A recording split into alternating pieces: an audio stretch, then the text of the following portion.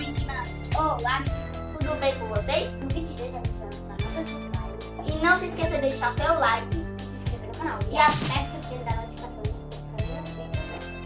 se vocês querem desenho, tem com a Mara Oliveira, com a Lânia Oliveira. Vá e se junte.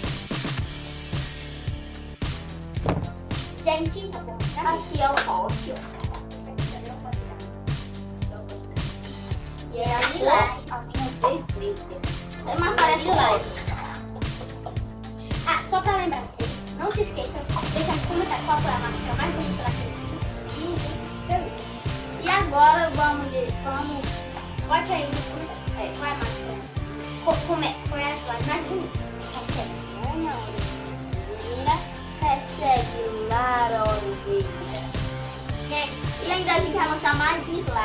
E se inscreva no nosso canal. Falou? E também tem muitos slides. Olha pessoal, eu vou fazer assim, ó. Parece. É pra fazer. Olha, dá um.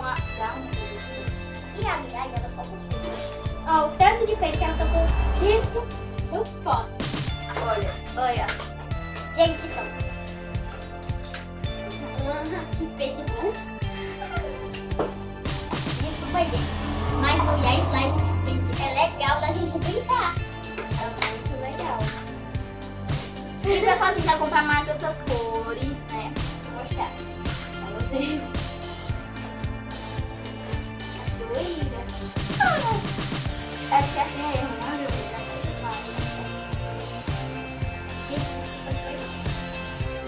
Ela faz assim, ó, gorda.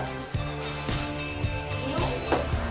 Ó, gente, então foi isso o nosso vídeo mostrando nosso slide. E deixa aí nos comentários qual é a slide mais bonita. Puxa, Mateus. Vou dar aqui meu pote. Ela vai puxar Mateus.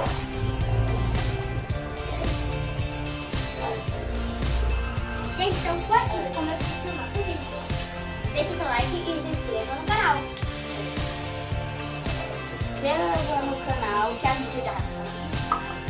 Fica ligado aí. E se você não é inscrito, inscreva no nosso canal. E não deixe pra depois. Deixa muito like. Deixa se inscrever agora aqui embaixo. E também, tchau. Até o próximo vídeo. Tchau.